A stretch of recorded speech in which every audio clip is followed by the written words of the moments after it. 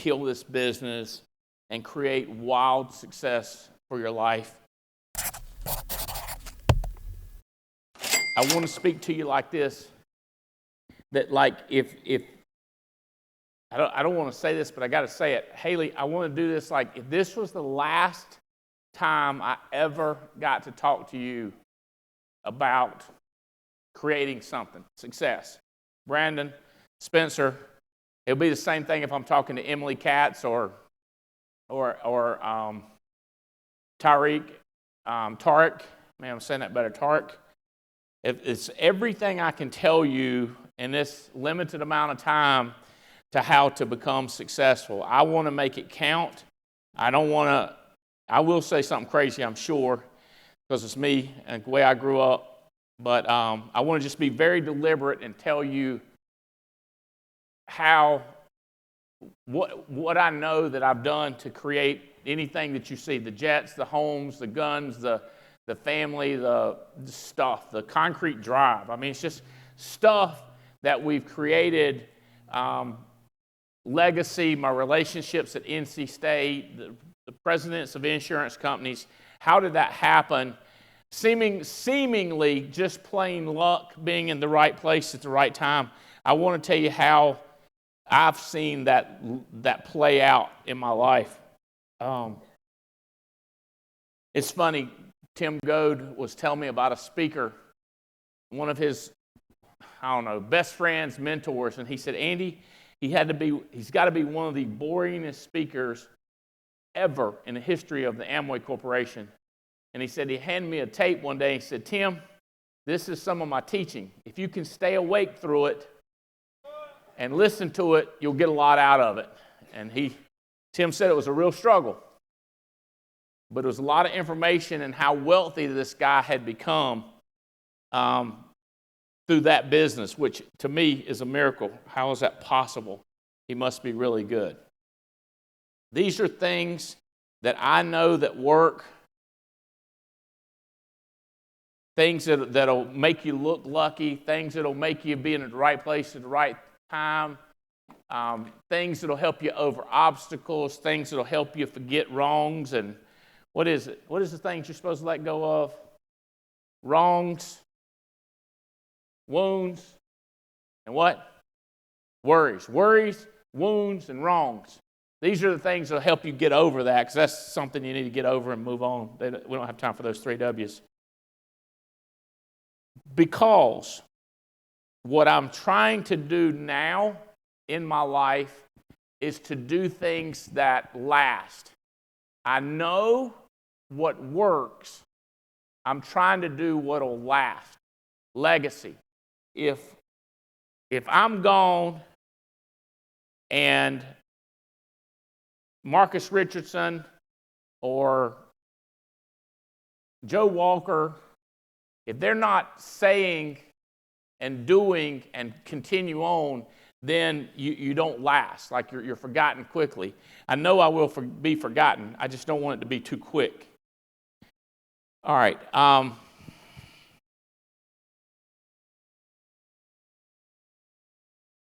So our coins, what do I want? How do I get it? I remember first hearing that, and I remember going like, all right, this is what I want. As I put down my list of stuff I wanted,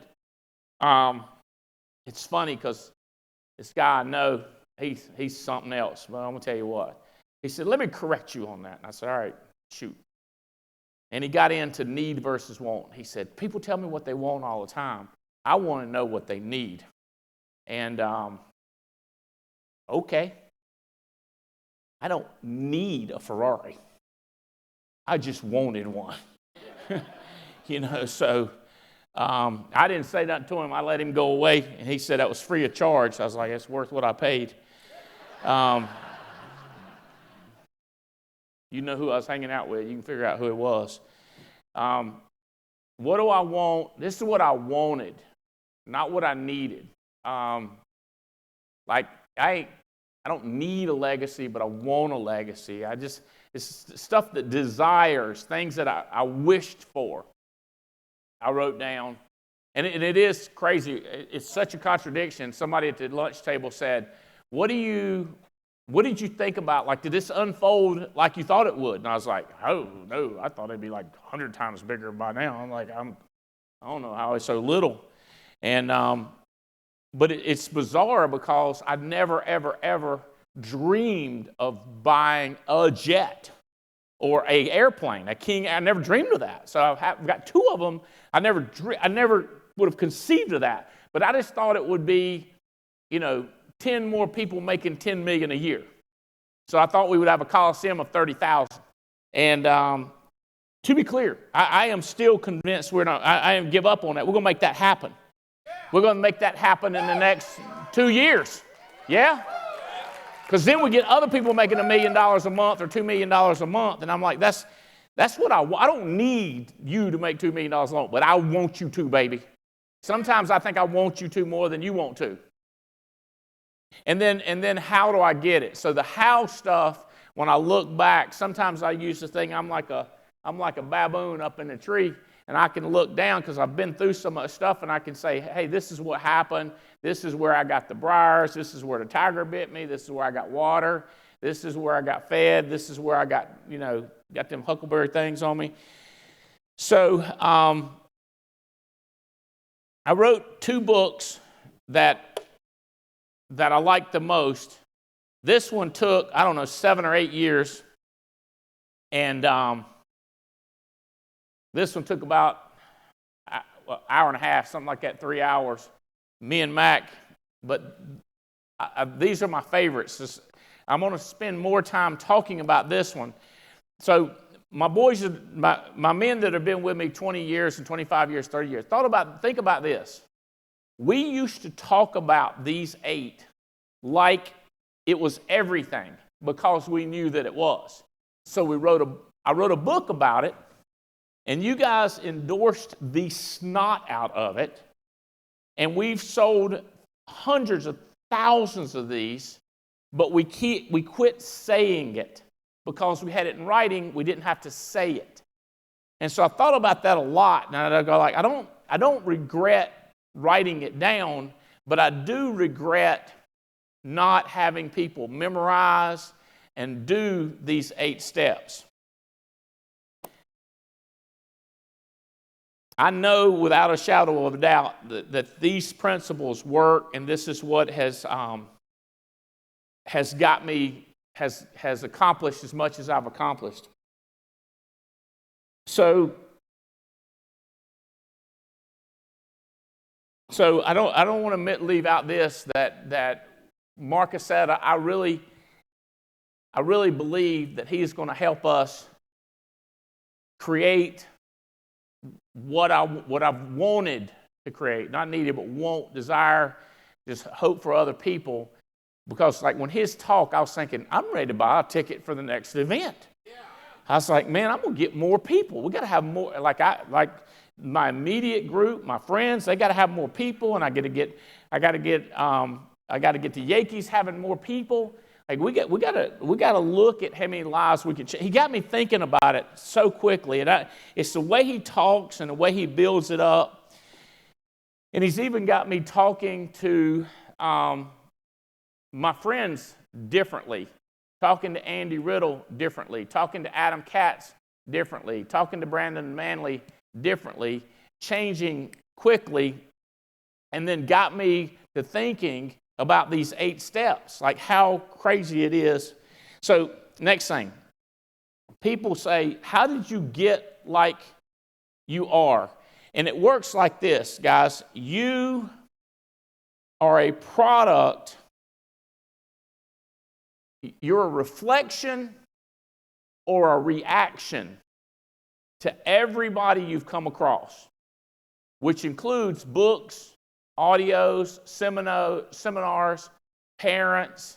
Your accumulation of you're the reflection or reaction. So reaction might be like if your daddy was abusive or didn't love you or never ever said I love you, then you might be the kind that's always hugging on your kids and kissing them and squeezing them, telling them how you love them, because it's a reaction. Or your dad might have been that guy, and then you're doing it because you thought it was right. Or you might have had some bad principles that you reflect. And me and Jane talk about this a lot, sometimes in a heated, screaming manner, and sometimes jokingly, and sometimes it's from me from stage where she can't really do much about it. But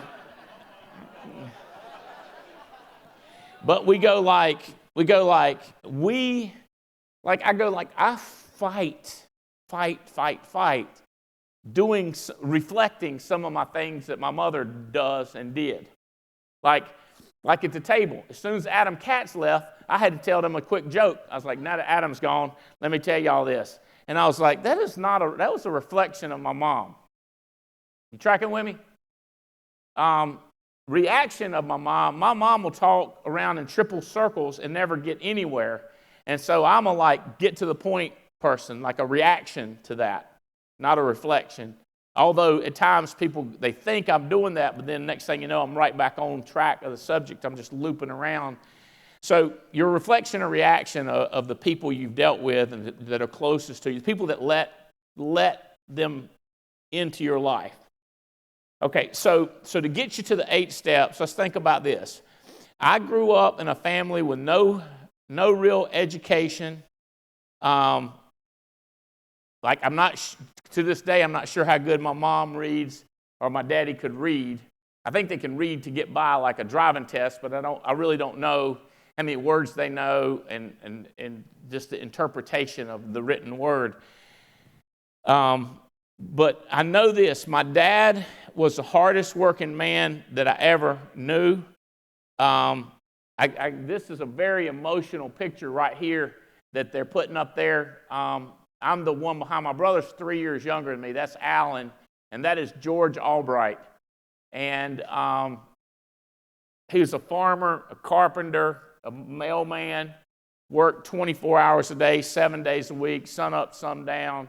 I mean, he'd get up way before the sun come up. And if you've ever been out at my house and I go, there's the church where I walk. That's the church parsonage. Right behind it's the church. You might can see the steeple. You can see the steeple.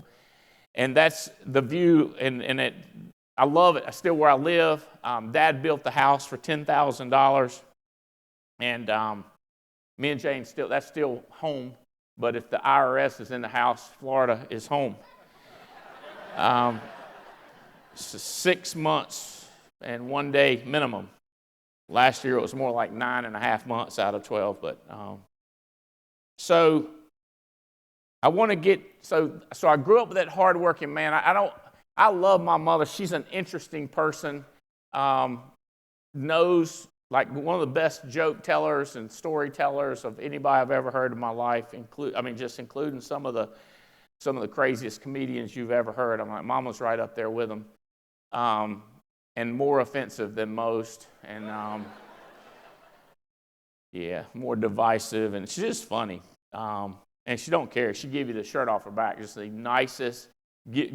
That's one of the reasons she don't never have no money, because she gives it all away, and she doesn't do seed money. She just gives it all away, and she don't care who she's giving it to. Just if they want it, they get it. She's the nicest person. But I want to show you another picture, because I tell people I went to this public school. It's interesting. I meet kids now that went to Clover Garden, but I went to Clover Garden, and it was the first grade. You see that? So what I like about dead center, that was my school teacher. Her name's Mrs. Hill. To me, she looked like Tiny Tim, which would be the picture to the right of her.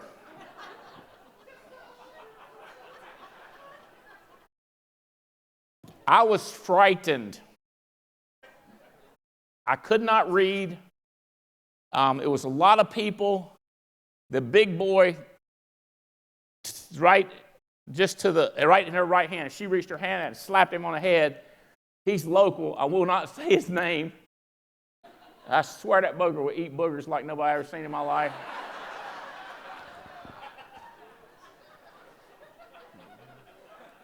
That's Leonard Tate, if y'all know Leonard, with a tie on. The boy sitting beside me, I swear I don't know who he is, but he had an Audi belly button. I'm not talking about an Audi. I'm talking about 3.5. I mean, it come out of his shirt.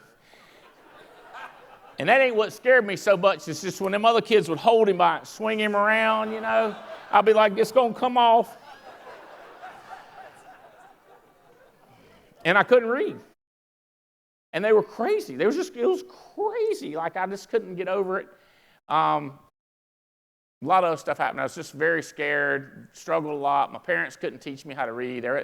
All those kids, and it's one school teacher. I don't know who the other two people were. She was a school teacher. I don't know if you can figure out who I am. Bottom right, fired up. I'm leaning in, fired up, grinning like a possum. I have no idea what I was fired up about. I was probably still laughing about something that I'd seen that day.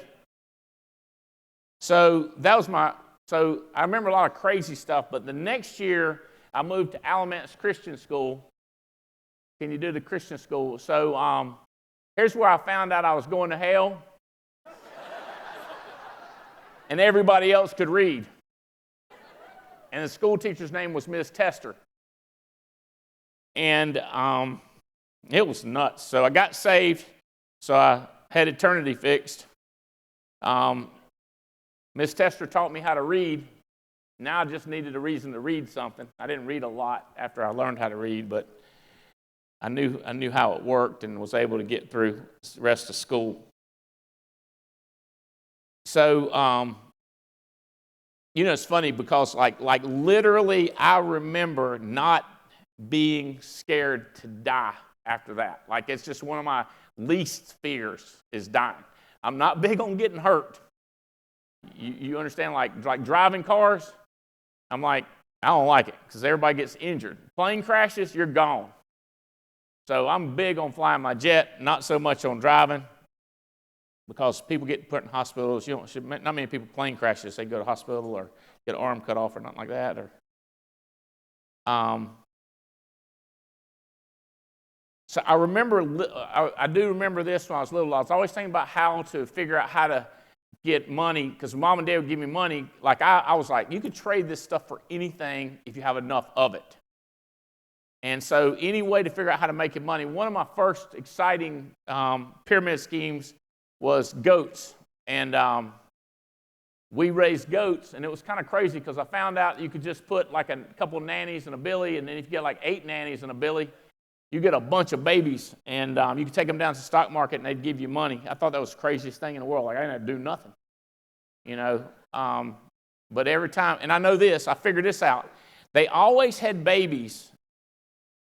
Have you ever heard this? Whenever there's a problem, there's a chance to make money. When there's changes and you're mad, when everybody's mad is when you need to be looking around going like, okay, when it rained or sleeted, I'd suit up. Mom was like, where are you going? I was like, I always had babies. When it's the worst God-blessed weather in the world, they'd have babies. And I'd be going all through the woods looking for them, and that's when they always had them. Beautiful sunny day, nothing. You ain't seeing no baby goats. I learned this too. I've learned this about everything I've ever done. When I worked in a textile mill, we had all the fabric you wanted, all the dust you wanted. You're like, what would you do with dust? Well, you could stuff stuff with it. Like have bales of dust. You have bales of cotton, bales of fabric, and dye. Like if you want some dye, I could get you a gallon of dye. The blue dye for denim. It's like whatever I've done, you would have a lot of it. Like if you're a car salesman, I'll be like, I bet you got like all kinds of deals on cars, right? Yeah. Any car part I need, you got it. And they go, yeah, I got it. So you just get unbelievable deals. Well, in goats, I even had a goat cart right here. You had goat poop, goat hair, goat stinky, baby goats, any kind of thing, goat barbecue, like whatever you're into, you have. So when I was like in Amway, we had soap and vitamins and stuff like that. Like Tim Goad, whenever he sees me, always gives me one of them energy drinks. He's got all kinds of Amway because he hangs around those people. So when my cousin Russell told me about insurance, I was like, we're selling money. We're going to have all insane kinds of money. And so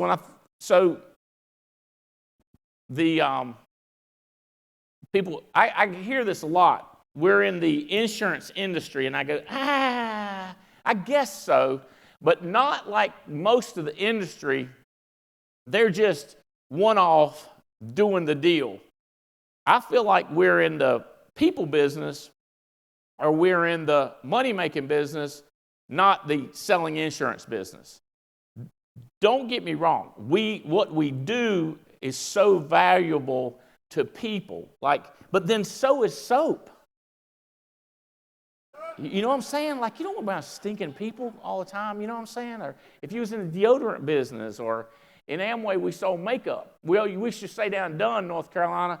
We was like 75% of the women wear makeup, and all of them ought to in Dunn, North Carolina. So whatever, you know what I'm saying? Like it's value. I love insurance, kind of. It's just so, you're moving a product, like you're selling buckets of money. It's like, I'll give you $250,000. Let me try. I'll give you $250,000 for let's say $102.35 a month. What do you think? Too much. Okay, let's get about a $200,000 bucket of money. You can get you one of those about $86. So we're selling buckets of money. So, like I said something about a concrete drive. I remember where we live, Dave used to tell you the first time he drove out at my house, potholes, mud. It's just a nightmare to drive on a dirt road. We live like 100 yards off the road, 120 yards off the road. And I was told Jane, I said, we need a concrete drive. And she's like, how much are they? I said, I don't know, probably like 2 IULs, 3 IULs or something. And so I started telling all my, I'm not the biggest insurance salesman in the world, but I daggum sure needed a concrete drive. And I can tell you, I mean, a lot of people know you know their names. I don't want to do their personal business, but every time I start, everybody I knew that had money, and I eventually sold one and made enough commission on that one deal to pay for that concrete drive. I was so fired up. Matter of fact, I will say this name. When I first got in insurance, Sam Fuchs, he was in insurance, he told me, he said, anything you want, just think of it in terms of how many apps is. So and I was like, what if you want like a $100,000 Mercedes? He said, no. Don't think about the whole 100. Well, how many apps do you need a month to make a payment? If your payment's $2,000, all you're going to need is like 4 or 5 sales a month. You just got to factor in how many sales you. So that's kind of how I always did. I'd be like, how many sales do I need to get what I want? Not what I need, what I want. Making sense? All right. So I hope you will do this to people. My mom did this to me. There's 2 things she told me. She said, whenever I'd hear her say something good about me, it would go like this: Andy can do anything he sets his mind to. And I remember her saying that. I don't know if she meant it as a left-handed, put me down or whatever because I wasn't focused on anything, or if she meant whatever he puts his mind to, he does. So I went with that's what she meant. And so I locked in on that, and I was like, all right, remember that. So let's go with that one.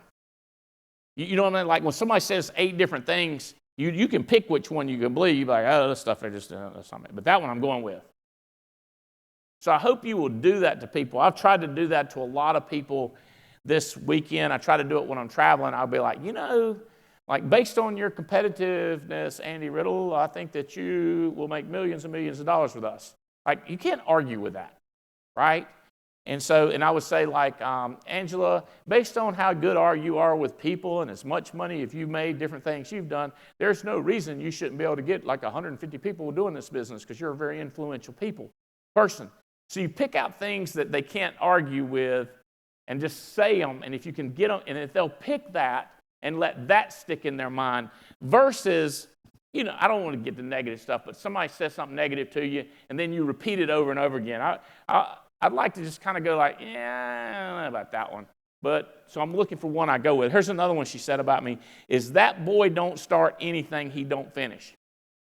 And I was like, all right, just be careful what I start, and whatever I start, try to stick with it. So I'm going to get through all that. So you're a product of everything and every person, either reflection or reaction.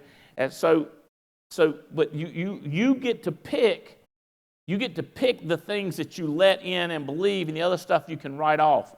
So I want to fast forward to school at NC State. I became an NC State fan when I was a little kid in 1974, and so I was going to go there, not to go to school. I just wanted to go to the games. And while I was there, I went to work at gym security. I thought that was a pretty good job because you got free clothes, like sweatpants, sweatshirts, and they'd wash them for you. And I was like, all right, I don't have to wash clothes anymore. Rest, 4 years. And you're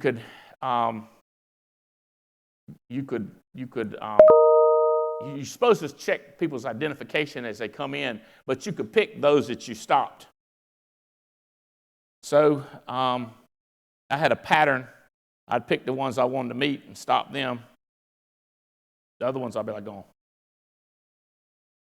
I'm studying. I'd be sitting there doing my work, and they didn't seem to care, gym security people. So I did that, but I needed money because my parents, like I said, they were working people. My dad was a carpenter, my mom was a secretary.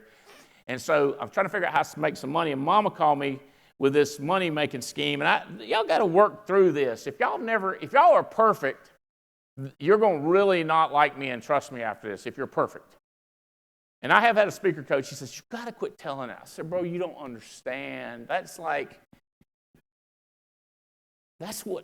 to be what started. My mama called me. She said, this guy named Jim Mayer, Russell, my cousin, remember this good as everything. She said, if you mail this guy money, Andy, he will mail you back 5 times the amount of money that you send him. Like, say, $100, he'll send you back $500. And, my mom, she's crazy. Secretary, like, you have no idea her background, just crazy life. And she's telling me this, and I don't even know how to tell you how crazy stuff she would do to me and kids and stuff. So I'm thinking, this is illegal. And I remember clearly in the 10th grade when she told me, she said, I am tired of you preaching to me. I'm not going to change. Don't try to preach to me or try to get me to change who I am. And so I did a little bit. I was like, Mama, you're going to get in trouble. And she said, I didn't call to get a sermon. I called to see if you wanted the address or not. And there's a lot of cussing, calling me names and stuff, and I was like, well, give me the address. So we started mailing this money, and it took about 5 or 6 weeks to get your money back, 5 times in 5 weeks. So we should mail like $100, and then, we got all excited. We mailed another 100, and money started coming back in.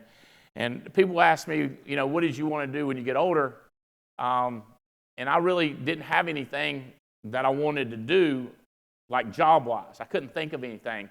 But when I did this, I was thinking to myself, this is a career I could get into. You just mail the money, you check your mail every day, you tell everybody about it, they tell you you're crazy, you don't care, you know you're crazy, so you open the checks and you tell them about it, and then when they get checks, everybody's all fired up. And that was one of the craziest things. I was so excited. All my friends were doing it. And then I even had a cooperative education job where I'd go work at a textile mill in the summer, and I got all them high-paid people to mail money in too. I was kind of proud of that. I was like, I'm just like an idiot kid telling people to mail money, and they do it. And they got arrested.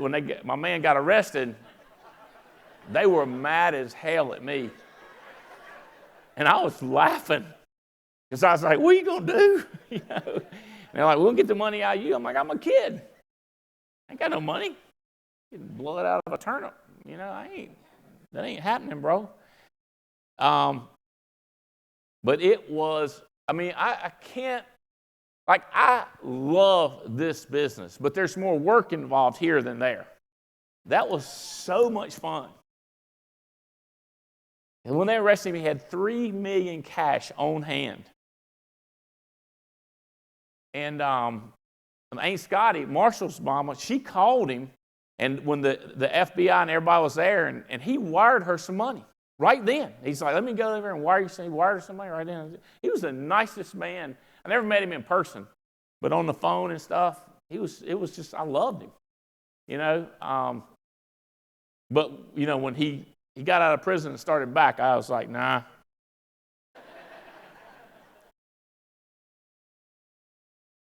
So it was temporary, right? I do want to say this, like I've been clean since I got my insurance license, 21 years. I've not been in any, well, it might have been one that I didn't know was the one lately. I'm hoping it ain't bad. Yeah, I know.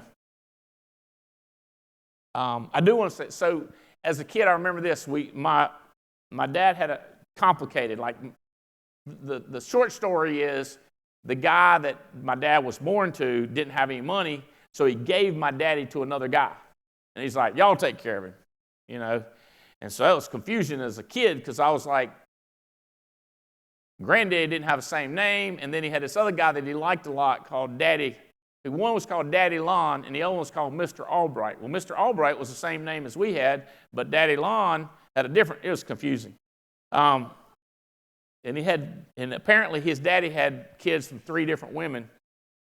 So these are uncles, you know, and so I'd meet these people, I'd be like trying to put it together, you know. And I think people are bad about explaining it today. Well, back then they wouldn't tell you nothing, you know, like who had whose baby and stuff like that. And we were at one of his step brother's house,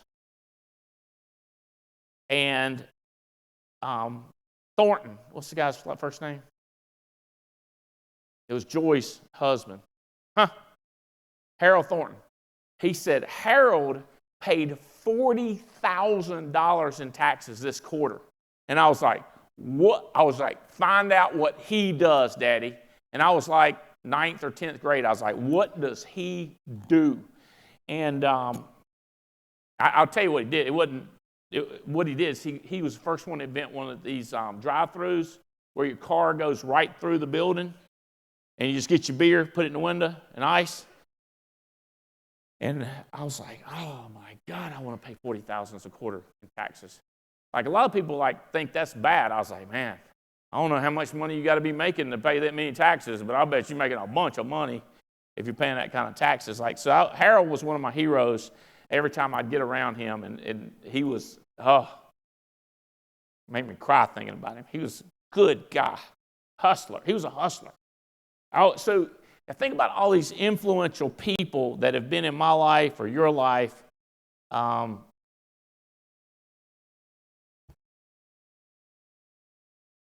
And Russell, so we graduate college, and I don't want a job, you know, so I'm trying to find another one of these schemes, you know, and that was before insurance. You could do stuff like this, legit, you could do it.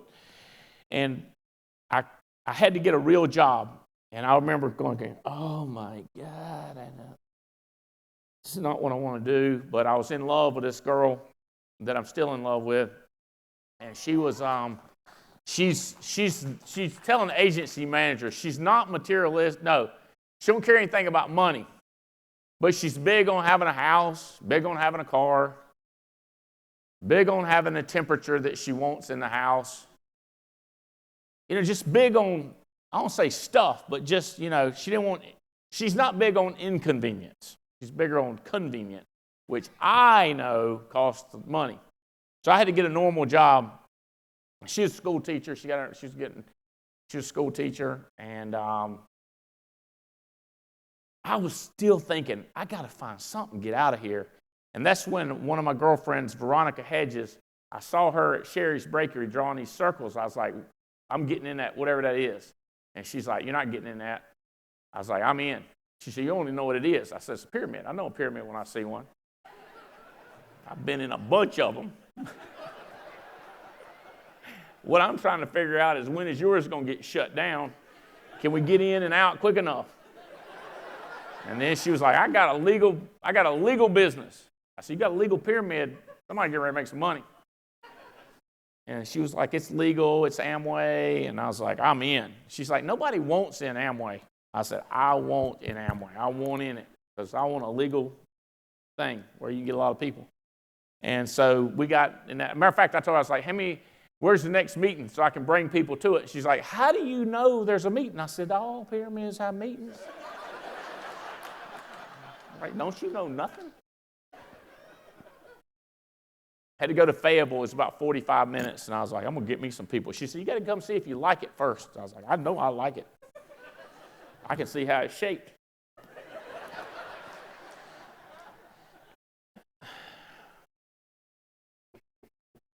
So really, the 8 steps is where I heard it. They called it the 8 team player steps. I remember the first 5 or 6 meetings I went to, I would be like, they stop on 8. I thought it was 18 player steps. I said, God, it's only 8. So I took the 8 steps and brought them to Insurance World. And I remember Diamond, what's his name, the preacher guy, Gary Newell, he's a big preacher and minister guy. He was like, I could have wrote that book. I was like, yeah, but I wrote it. He's like, you stole it. I said, no, I borrowed it. But I learned it over there. I learned the 8, they called them the 8 team player steps, and I call them the 8 steps to success. And then, you know, I can feel some of you higher moralistic people going like, he stole it. That's like when Jane told me about mortgage protection leads. I was like, them idiots copied my lead. And she says, can't we sue them or something? I was like, yeah, but see, let me explain something to you. I didn't think of how to do this mortgage protection lead. I found it from that guy. She's like, you stole it. I was like, I borrowed it. But it's the same thing, because he was just mailing like 100. We started mailing millions, you know. The same thing with the book. I just made it into a book, you know, and put my story in it. But and Gary's cool about it. But you know, I was thinking like Gary Newell just never got around to it. You know what I mean? They never got it to it. And now thinking back, I'm going, should I have written it? Because if we'd have passed it down by telling the story, would have more people gotten it, and would have got further with it. I don't I really did graduate NC State, and I really did, you know, like I know I come across like I don't know stuff, and that messed me up because I forgot what I was going to tell you, which makes me look like I'm not that smart.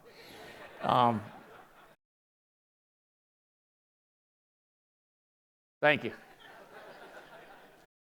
I know what I was going to do. I was going to give you a round to it, and so you could get around to it. Here you go. Here's your round to it right there. I was going to put somebody's eye out. I got a whole pocket full of round to it in case y'all hadn't got a round to it. Anybody else need a round to it? There's a round to it right there. Like these really are round to it's. It says round to it. This is your very own round to it for all those things that you need to get done, but you ain't got a round to it. Now you got around to it.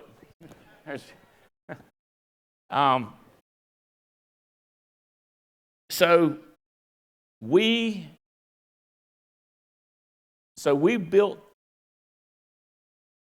I'm still trying to remember that because we should have kept. We need to keep telling it and not just handing them a book. Like, I'm not saying it was a bad idea, but I'm saying, what if we had kept to those basics? Or what if we got back to the basics? What if we said, this is, like when we came into the business, we built Amway for 10 years. How long were you involved? Cats? 7 years. Fitz was probably 10 years. Cuz was 7 or 8 years. Abian, me and Abian go back 31 years, so Abian, you went in a little bit less than me, right?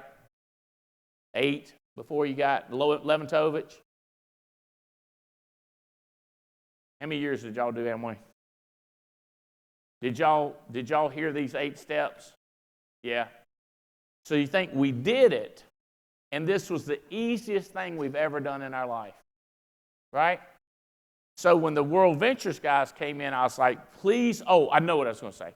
Remember what they told you in World Ventures and don't become insurance people.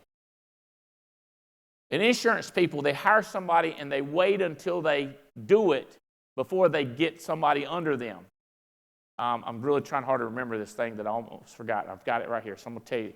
So Marcusetta said, if you had a friend that had broke his arm, would you go see him in hospital? I was like, yeah, maybe, I don't know. But if he was in critical condition and he was on a breathing machine and, like they said he could die any minute, then we go no matter what, right?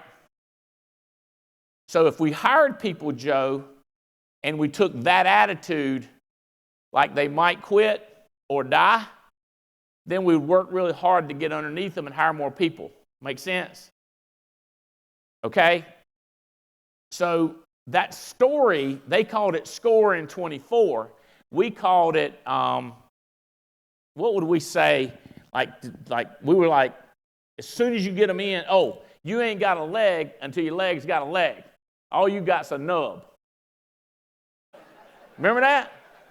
You got a nub. We got a lot of people get somebody selling. They think they got a leg selling. All they got is a nub selling. Right? Sorry.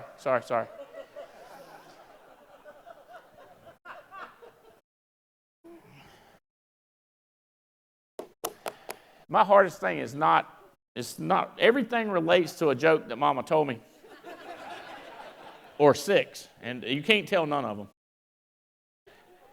So here's what I was going to say, I'm really, really like semi-smart. Like I know stuff. But I like stuff like Thunderdome. Y'all know what I'm talking about? And like Waterworld and stuff like that, where the world is just crashing in and there's only a few people, but they're strategic people, and they're figuring out how they live. They kind of live good, even though how bad it is. And but one of them, they're talking about the end of the world, and they say, we must, the kids that are doing pretty good, they form their little pyramid scheme or whatever. They've got their little group of kids that have come together, and they've built them a little fort, And the girl's talking, and she says, we must remember to tell the story. Does anybody in the world remember that?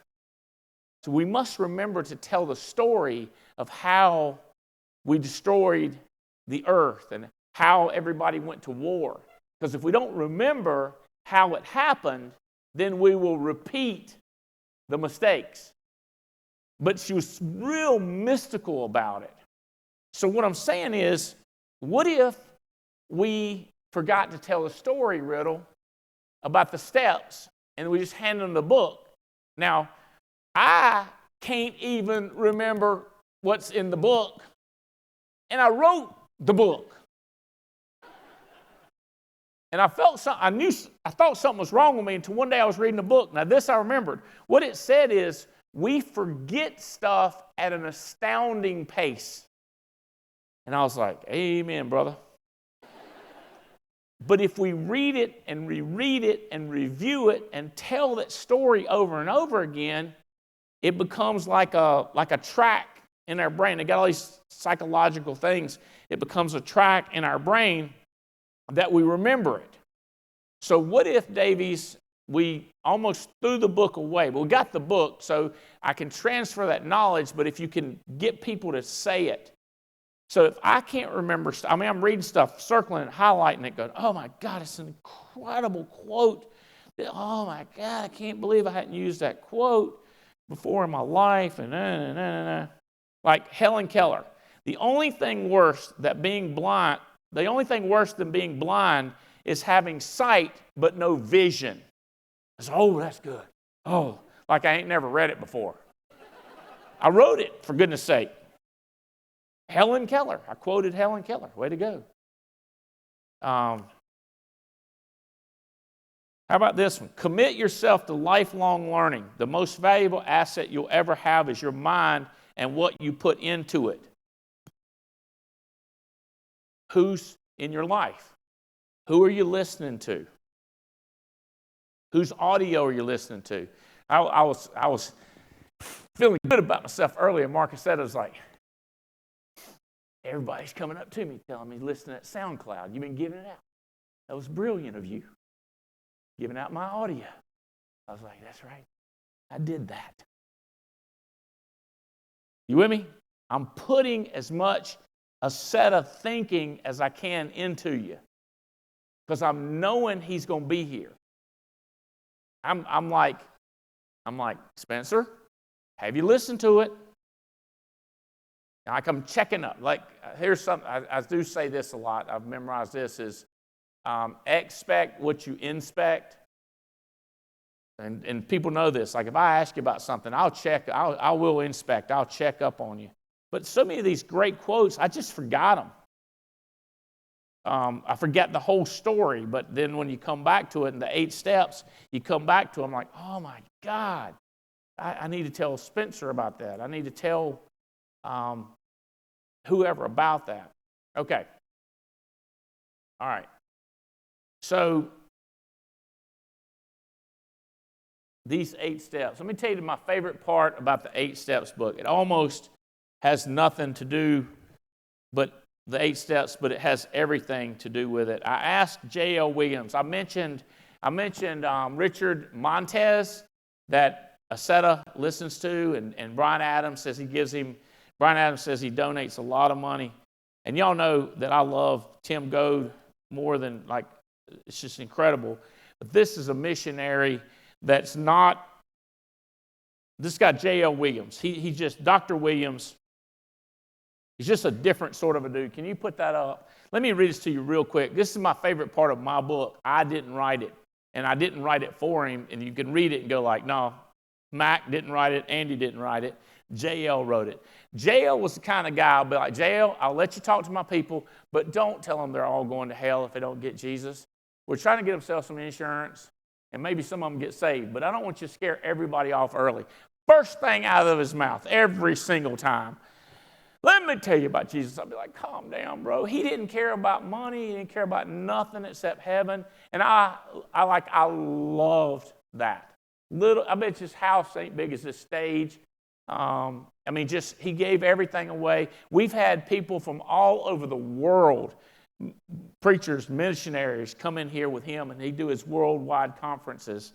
He wrote this. He said, this is not just a book about how to succeed in business. It's a book about how to succeed in life. That's because the same principles that will help a person succeed in business are the very same ones that will help them succeed in life. It's impossible to discount life and leadership. It's impossible to disconnect life and leadership. Success in one opens the door to success in the other. And it all goes back to attitude. As Andy emphasizes over and over again in this book, since attitudes are the dress rehearsal for actions, a positive mindset is absolutely essential for success in both life and leadership. So it is attitude more than aptitude that determines a person's altitude. Your mental attitude will largely determine whether you fly or flop in life. Through the principles of this book, Andy rightly emphasizes business is business as ministry, because that's why God created man in his image and likeness. As the creator and owner of everything, from Psalms 24:1, God is the eternal entrepreneur and ultimate investment capitalist. After creating man, he entered into a business partnership with the first man and woman and commissioned them to rule and subdue and have dominion. Be a blessing. Genesis 1:26-28. God has not changed his business plan. He continues to entrust his resources to our stewardship. He expects us to maximize every opportunity for his glory and the benefits of others. That's why the Bible teaches that our work and our worship are never separated. As Andy points out, our business is our platform to serve God and serve others. Simply put, other people are the purpose of our prosperity. Dr. J.L. Williams, founder of NDI and Mission Entrepreneur. Is that cool? He died in 16. I love that man and what he did in his mission. If any of you have had me hand you a book, you'll know I'll turn this page and fold it down. I said, to be clear, You may not like me, might not want to work with me. This, your decision. I don't want to mess you up, but read this, because it's not me, it's him, his version of what he thinks, and I believe it. So here you go. So read the rest. I don't know if I ever read. I never heard anybody come back and say, "Hey, that was great." I've really never anybody said it's the greatest thing in the world, and I've ever heard anybody say I quit. And I go like, it messes me up to read it. I don't know what it does for other people.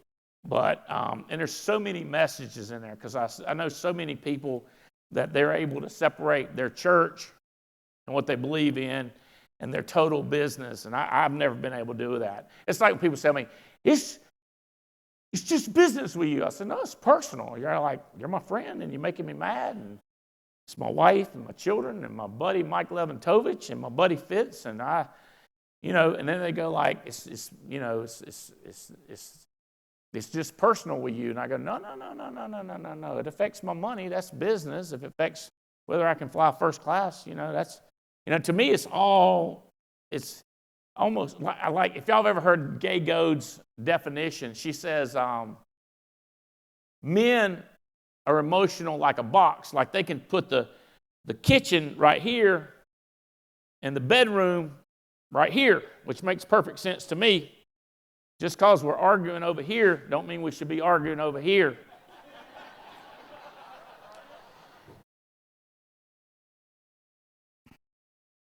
But so in business, she says women, it's like wires, all connected. Like if you touch this wire, then that wire feels something. I would say I'm a woman in business. Does that make sense? Like everything matters. Like everything matters. Like referrals matter. If you're being nice to your people matters. If you're telling your people wrong, that matters to me. If people say something like, I know I'm making you a lot of money, so I know you don't mind if I don't come to the seminar. And I'm like, that's not right. Because they put it in boxes, right? You make money over here and you come to the seminar, and I know you want to pick this box, like the bedroom. I know you want to pick the bedroom over the kitchen. I know you want to make money over the seminar. And I was like, no, we got to go to seminar, because you're not going to last as long in the business. If you don't go to seminar, we're not going to make the money. So to me, it's all tangled up. And then you say, but then you have a worship service, and you think that matters. Well, because and letting people say, well, this guy's this religion. I don't care in my life. I don't know. I'm trying to decide. I like people that know which religion's going to heaven. I'm just not that guy. I'm extremely hopeful on mine. Does that make sense? Like, we were in a plane the other day. There was one I'm pretty sure was an atheist. I know is Jehovah's Witness. What do y'all call them things? Temples, because he's always in a temple. I knew it. And I know we had 2 Catholics on there, because they're doing this all the time. And that plane was doing this. David's on there. That plane was doing it. And everybody was all doing it. So I said, hey, we're going to find out which one of us is right in a few minutes. What's wrong with you?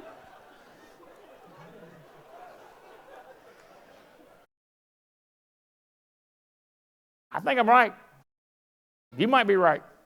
One of my other buddies, he's a descendant of, what's his name? Abraham. That makes him of the Jewish. He's Jewish. Am I right, Brother Katz?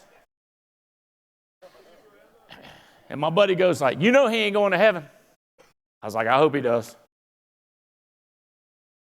He said, why? I said, you should see stuff I'm done in my life.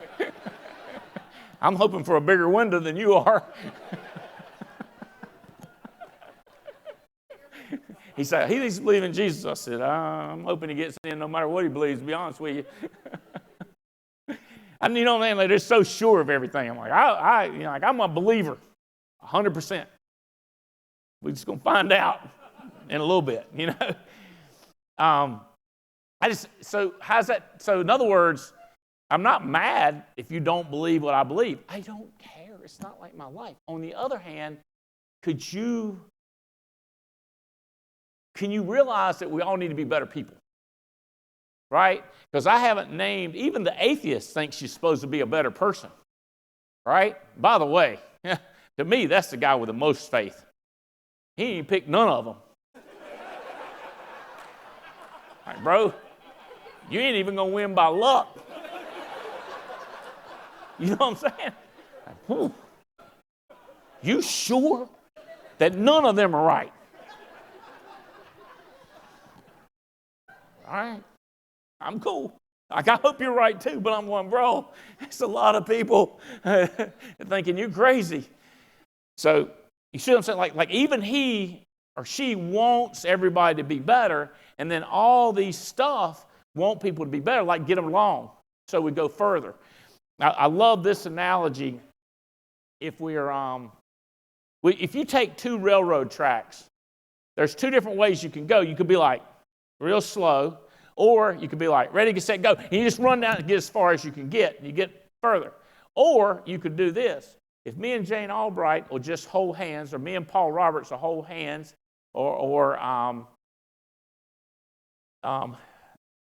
Levin Tovich will just hold hands, and you just walk, and they lean in, I can pull. You can walk miles and miles and miles at a steady, strong walk. Maybe not running, but you ain't crawling. The key is you're not going to fall off. So I think about what Tim Goad does. If we could do that stuff and all get along better, how about this? All these stuff are all about overlooking deficiencies. And I mean, y'all can say what you want, but all of y'all got stuff. I know. I've been around you. So if we get over that stuff and focus on where we're going, focus on the future, and all that stuff teaches that. The same thing. All the Jewish, Catholic, just even what do you call them? Methodists. Even the Methodists believe in it. That's what Jane was.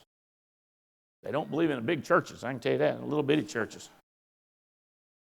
All right. So I want to talk to you about these 8 steps and try to not. All right. I get it that they're simple. It's like most things you do in life are simple to do and simple not to do.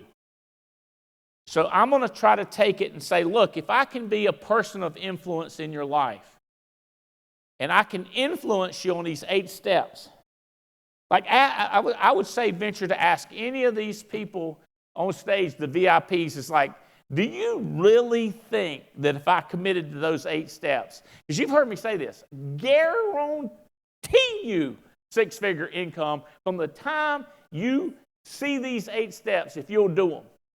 And I tell you, if you come to me and say, hey, I'm not making the money, but I'm doing these 8 steps, and then we walk through them, and you don't even have to get a 10. So the 1 is don't even think I'm doing it. 10 is I'm killing it. If you can just give yourself honestly an 8 on all these 8 steps, then I will give you, like if you only made 80, I'll give you 20,000 and make it up. But you got to look me in the eye, and we got to go over these steps, and you got to say 8. But you give me a 6 on one of them, I'm like, bro, 6 is not good, and it's 8. Think about it like if I've got one of the coolest things in some of our houses. I've got these walk-in safes, like this big, and they got those big things on them that you turn the safe. But those things, I can give you the combination, and I would say 9 out of 10, if not 19 out of 20, cannot open that safe on the first 2 or 3 tries, just because they just can't follow instructions. And sometimes they swear like agents, I swear I said it like you said it. And I'm like, bro, you ain't even, no, you didn't. You almost got to get 3 people to tell them, it's like, you're not saying it like he's saying it. And they swear I am. So if I give you the 8 steps and then I coach you, be careful. Are you doing this? Do you think maybe you went just past the number? Is that possible? And then corrected it? Yeah, probably. Well, that won't work. So as you go through these 8, if you would agree that you're at 80%, I will guarantee you the 100,000. Now, I don't want to change my story. I think you can make multiple 6 figures just by doing the 8 steps. It might take a couple, and I know I come out with a Millionaire Maker manual, but if you do the circle of you, and by the way, that might be the hardest thing, is do the circle of you while you do the 8 steps.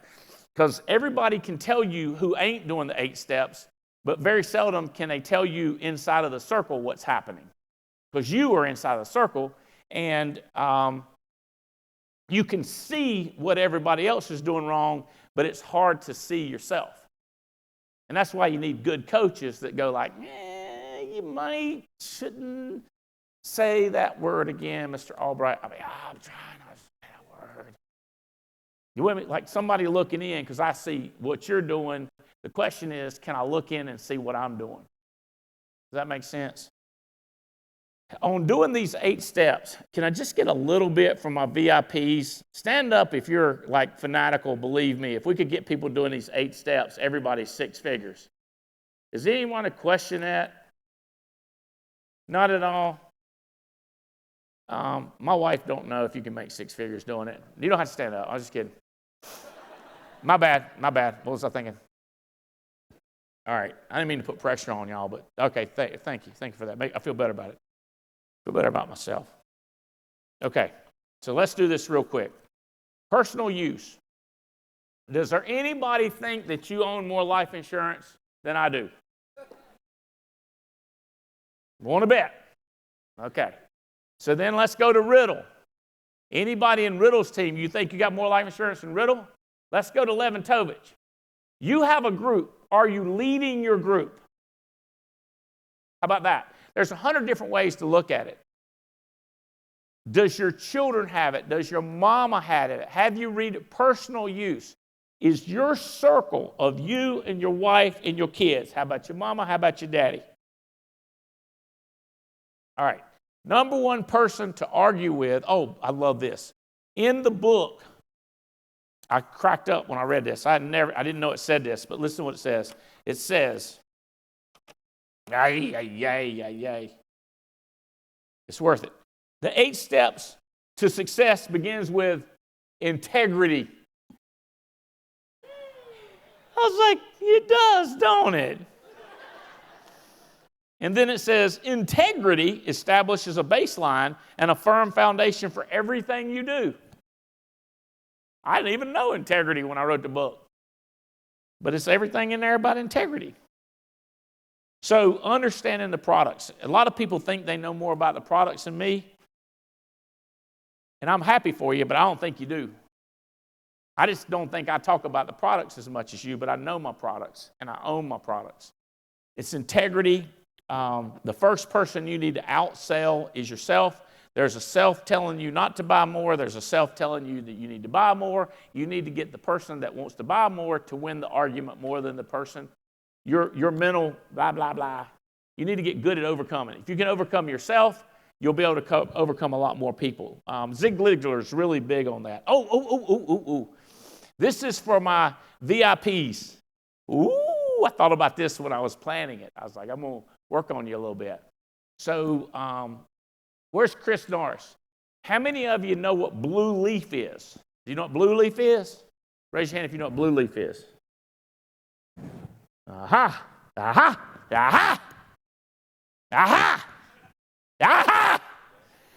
It is the investment software stuff that BAM uses for investment people, okay?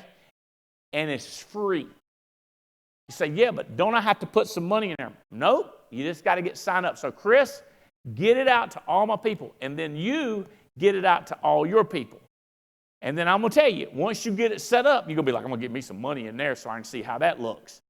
It's like a game. It's like the activity book. So the blue leaf, here's your round to it, Mike. There you go, Riddle. There's your round to it for getting on blue leaf. It's I think that's right. I think that's what it is. Every week it sends you, so you put, and by the way, when you become a partner, this is where you're going to put your money. But I need to go ahead and get that account open.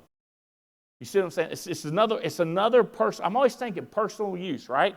So I remember I had my money with Edward Jones, with my cousin, and I had BAM set up, and they were telling me how bad it was, how good it was and how bad they were.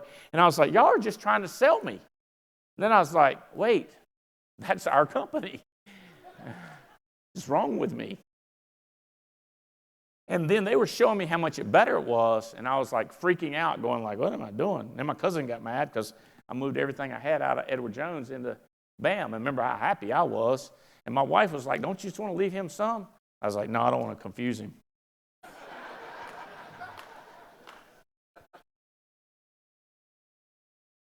Every product, the AB, everything. Okay, personal use.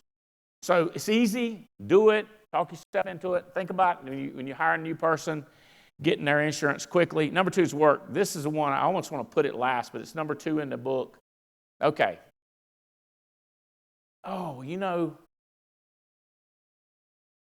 I've got this down. I know Fitz has heard me say this 10,000 times. It's a video of Fitz talking, and it's on our YouTube, and he says, I will tell you every single thing I do. I have no secret. I will tell you my shortcut, just everything. But then I will outwork you. This is one of my favorite things that Brian Adams said last night. He says, I knew that I could outwork anybody. That's why one of the reasons we're such kindred spirits. And I like the way Brian epitomizes a duck on the water. Okay? Here's what a duck looks like. Under the water, it's like this. You with me? He's like that. But under the water, my boy is churning. He is working. So figuring out how to look like a duck on the water, but still just busting it.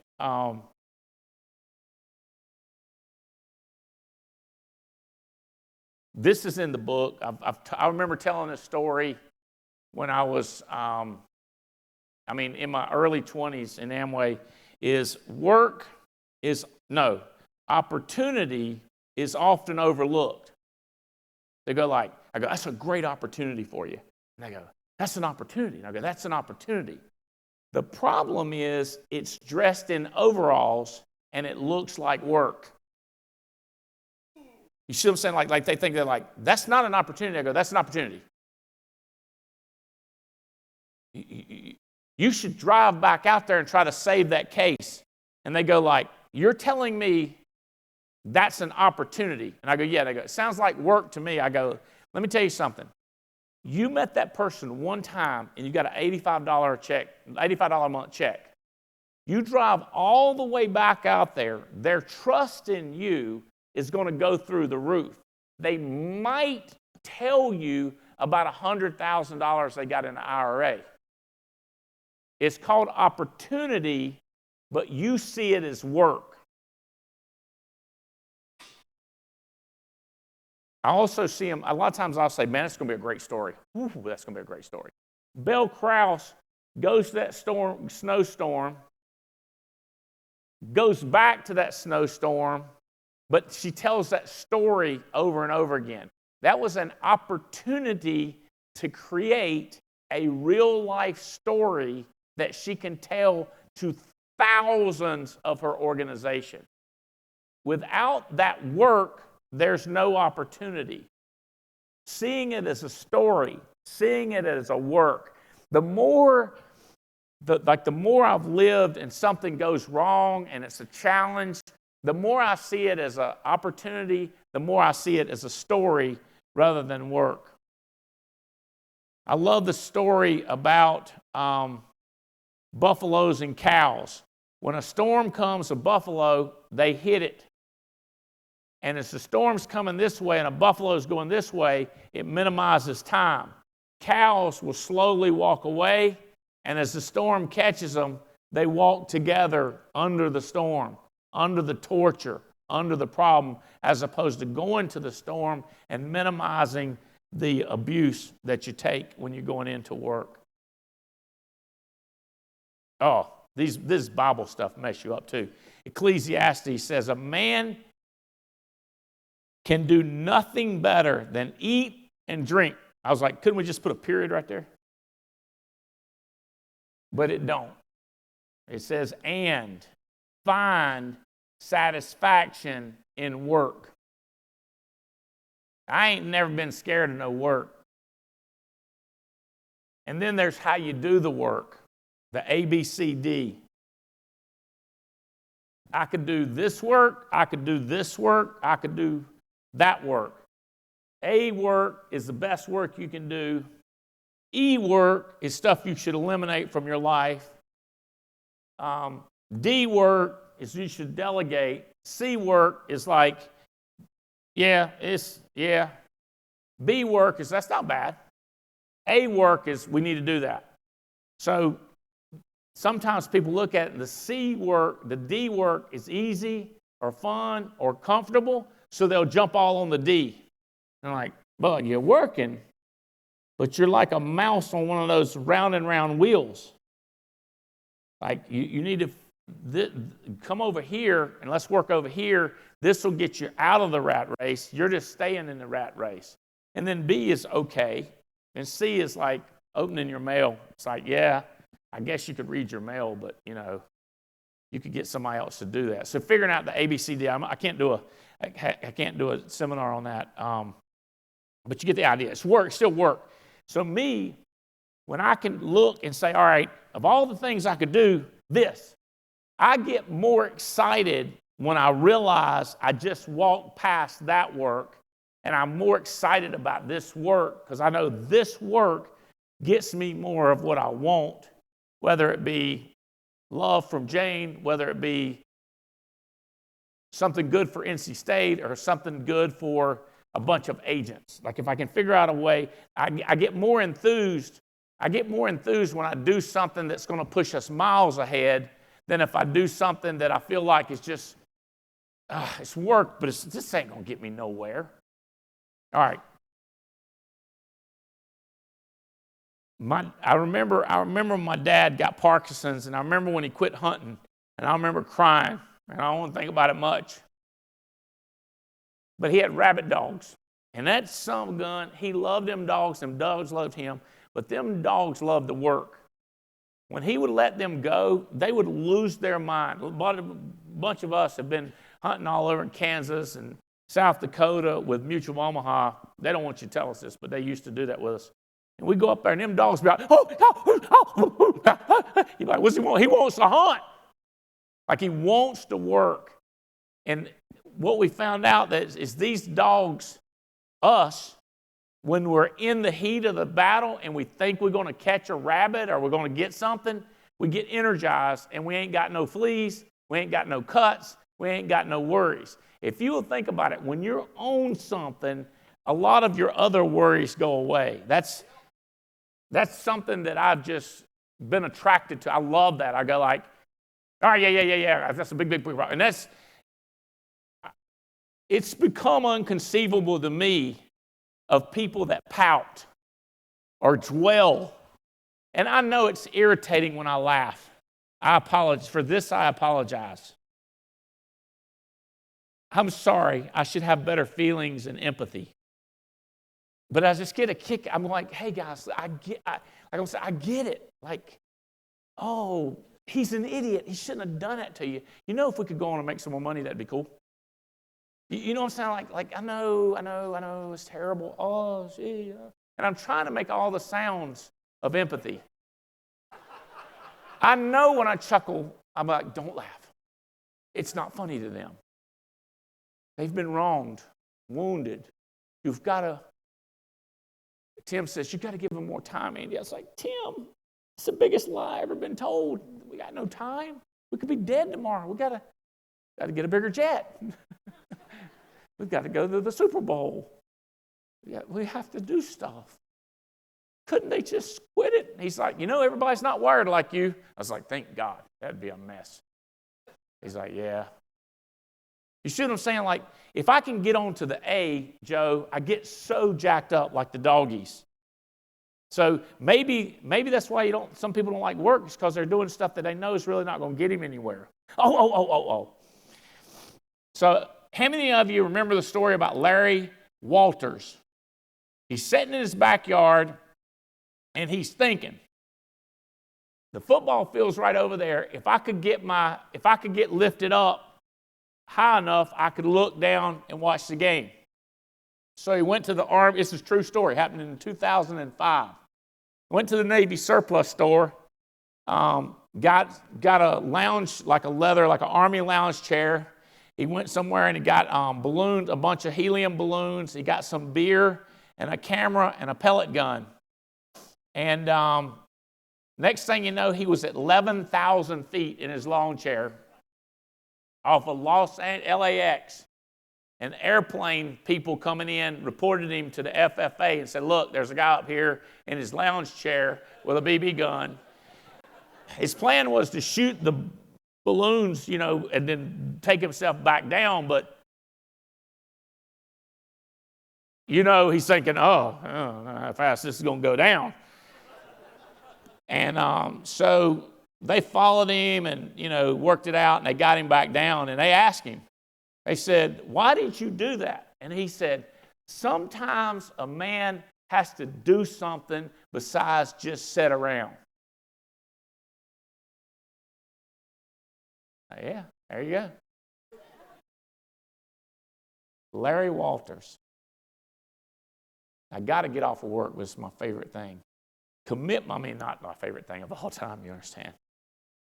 That'd be something different. Okay. Commitment to continuity builds mental stability. Whenever you're stopping, stability goes down. By keeping going, stability keeps up. So the more you're able to get up and get going and keep going, go to bed, get up, it builds mental stability. So if you notice yourself stopping and then your mind plays tricks on you, that's right, because there's no mental stability because of lack of continuity. So it's just getting up, getting after it, getting up, getting after it, getting up, getting after it, okay? All right, we got to get through this like lightning. All right. Is that, okay, so I'm trying to, work is huge. So if you can give me an 8 on that, you give me a 6 or a 5 or a 4, I said, bro, I'm going to tell you. And he said, I got problems. I go, you ain't no problems, you just got to go to work. And I know there's a lot more to it. I would just say hang around tonight and hang around tomorrow and Sunday morning and see if it'll solve it for you, or fake it. Say that fixed it, and then go to work. It don't have to really fix it. You just have to convince yourself it fixed it. Now, if you're fixed and you go to work, that's good. Or you could fake you see what I'm saying? Just as long as you do. And people go what if I don't sincerely want to work, does it matter? No, it don't matter as long as you do it. It's like what Mark said. You don't have to believe in gravity. It's going to work. Trust it. Okay, we got to get, all right, listen. I see you taking notes and I made a commitment this weekend. I said, I am going to take notes more than I've taken notes in a convention in years. And I have. Okay? Active listening, watching, imagination, thinking. Look at their clothes, look at their hands, look at their expression. Actively listening. Audios. I love country music as good as the next person, maybe more than some, and it hurts me to turn it off and listen to audios. While I'm walking around the ocean, the beach down there, audios playing. When I'm not talking to you, I need to be listening to audios. 3 years from now to 5 years from now, you will 100% be who you listen to and who you read about and who you hang around. The first part is listen. So if you're here and you're listening and taking notes, actively listening, seeking to understand, what does he really mean? What is he really trying to say? Mimicking.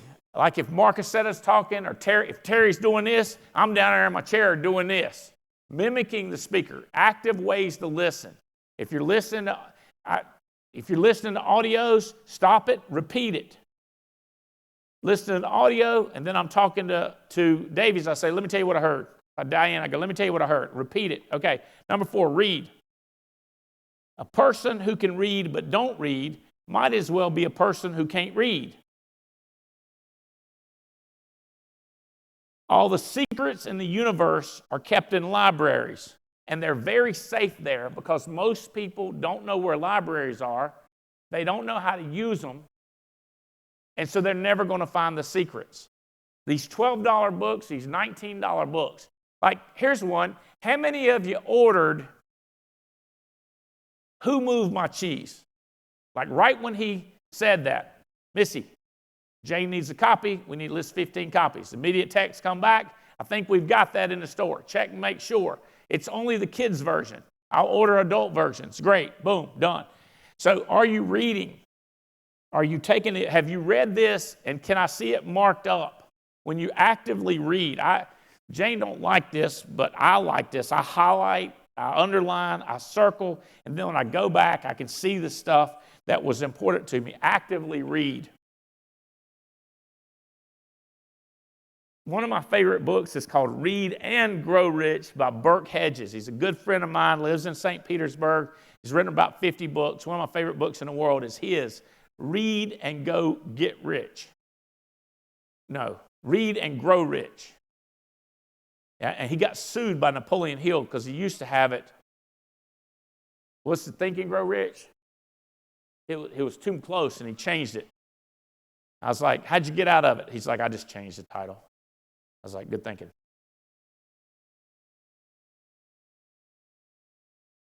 There's this guy, stupid rich guy. He lives in Greensboro. He's not rich as insurance people, but for back in the day, rich. His name's Larry Winters. And he said this. He said, you need to read all the books. Like on page 83, if you go to page 83 in my book, there's a list of books. People go, I got to read them all. I go, yeah, that's going to take a long time. I'm going to tell you like Larry told me. He said, you better get started. I've never sent Larry, so I said, you smart ass. But I was like, I'm going to tell people that one day. Because I've read all those books in there. He said, well, I don't have to read them all. Yeah, you need to read them all. When? Now. Like, hurry up. Manly, hurry up. Haleigh, move it up. And yeah, Emily, got to read them all. Bragg, you got to read them all. Like, do it. Like, move. All the YouTubes that we've created, every single one of them. All the audios, activity calls, all the Gina Hawkins product calls, all of them. Like, well, if I do all that, it'd take forever. Not if you do it now. Not if you do it 20 hours a day. Not if you quit watching so much stuff that you don't need to be watching. No offense to the watchers, but you know, like you only have so much time in a day. How quickly are you going to get through it? Whoever you are, who you want to be is going to be determined by that stuff. You say, what does this have to do with insurance? Everything. What does it have to do with getting people in a business and bringing them to the meetings? Everything. It's all in here. Reading all the books that I suggested. People ask me a problem. Have you read this book? It's like a prescription pill. Have you read this one? Have you read, oh, you got a problem here? How about this book? How do you want to deal with that? Here's this book. Okay. Audio, reading, like these cassette tapes that Tim Goad was talking about. Oh, my God. All right. Next one is who you're going around. You're here. Praise God. The people that are not here. We're not streaming this, by the way, and we could stream this. Mark said if they don't want to take the energy to be here, we don't want them to have the information. Like, okay, but we're trying to just make it so easy for everybody. It's just easy to come to a meeting. I was like, yeah, it is. It's inconvenient. It's easy not to come too. So it'd be easier to listen to audio. It'd be easier not to even listen to it. You could put on a football game and turn it on, and then people could check and see that you were listening, but you're not even listening. Think about how easy that is. Be at the meetings. We send Gina to cities. ABN will fly in 5 hours away, Leventope will drive 4. People that live 30 minutes from the city don't come to the meeting. And they say things like, I'm focused on selling. I was like, bro, we can look at the ark and see what you're selling. You're not focused on selling. What am I focused on? Like, bro, we're not playing that game. I don't know what you do. I know you ain't selling because I'm looking at the numbers, and I know you wasn't at the training. I don't know what to tell you. It ain't going to work like you think it's going to work. What was that, The Princess Bride? I don't think you know what that word means.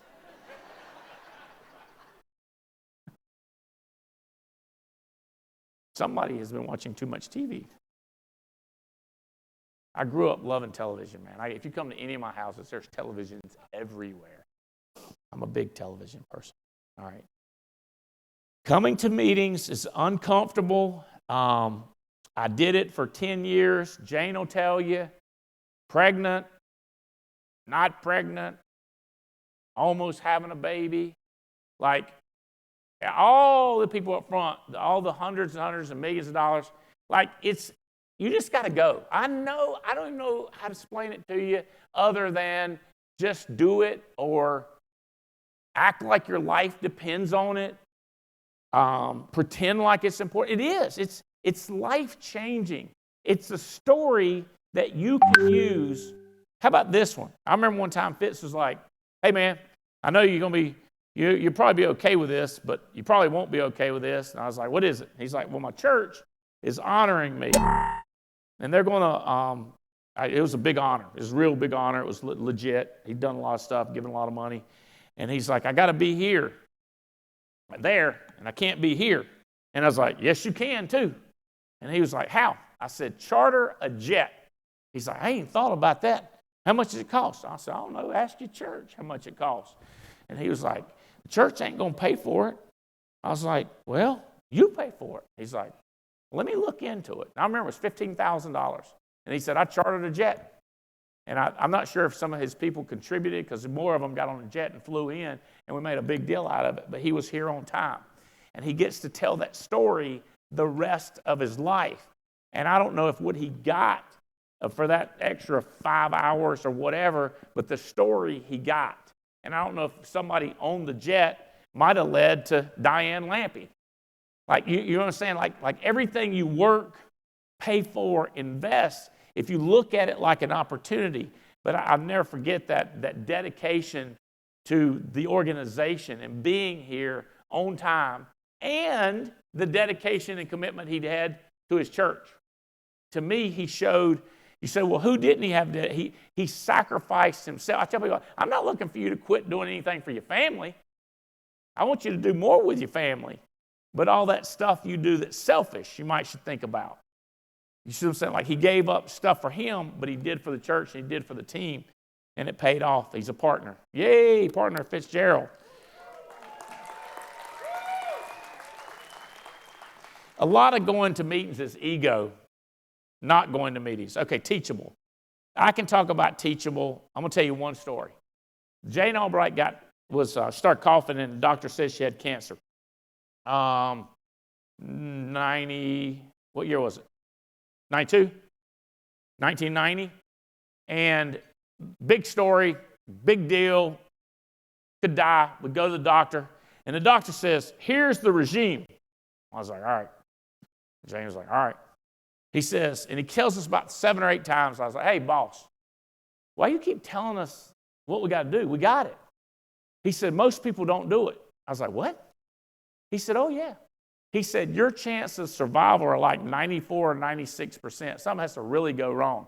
He said, but overall, the survival rate is around like 79 or less. I was like, what? He said, yeah. People don't follow the regime. I was like, life and death, and they don't do what they're supposed to do. He's like, yep. And then Jane actually volunteered and did a lot of coaching with people, telling them that they should follow the regime. I'm like, oh my goodness. Yeah. So upline in Amway said, if they do what you say, they want to do it. If they do it slow, they don't want to do it. I was like, what? He said, yeah, I'm telling you. Teachable is when you do what you're told. I was like, oh. He said, so when they don't, they just don't want to do it. I was like, so they're not talented? He said, the stuff that we're teaching, Andy, anybody can do. They just don't want to do it. I was like, all right. He said, they're not teachable. I was like, got it, boss. Be accountable works. So teachable is just real simple. Are you following the audios, the books, the 8 steps? Are you doing or no? Be accountable is this. 2 choices in life: accept conditions as they exist, or accept responsibility for changing them. That's Dennis Waitley. Cleve McClary said, mean what you say what you mean. God, I love Cleve. I start crying to think about him.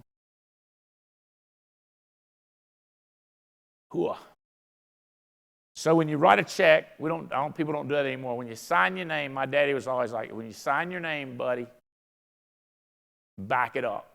Just real simple. When you sign your name, back it up. If this is your work, I also say defend your position. Tell me what happened. Be accountable. You say you're going to do something, do it. I can go on and on about that, but let's just go with that. Last thing is communicate with a positive mental attitude. I'll never forget Paul Miller. He said, all right, let's say your whole team quits. Here's the way you take it to your upline or your wife. You got, baby, I got great news. I'm still in.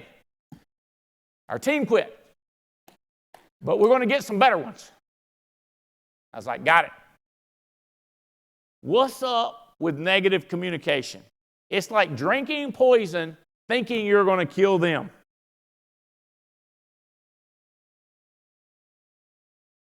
It's an opportunity. It's a story. It's a chance. There's a silver lining. The sun's going to come up. The flowers are going to get watered. It's an ice storm. It'll be terrible. No, we'll figure out who can figure things out. We'll find out who fights through it. Yeah, but if we had more people there, I said, yeah, but then we wouldn't know which ones are the badasses. Can you figure out the Rubik's Cube of positivity?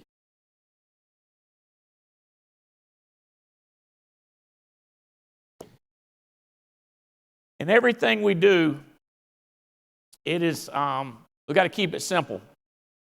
It's hard to climb a fence if it's leaning towards you. It's hard to kiss a girl leaning away from you, and it's hard to help somebody that don't want to be helped. We got the simplest 8-step stuff. If they're not quickly adopting our 8 steps, why are we explaining return a premium to them?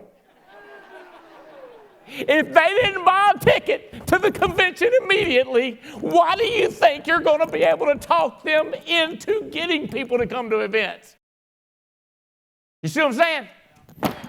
What say ye? Can we do this?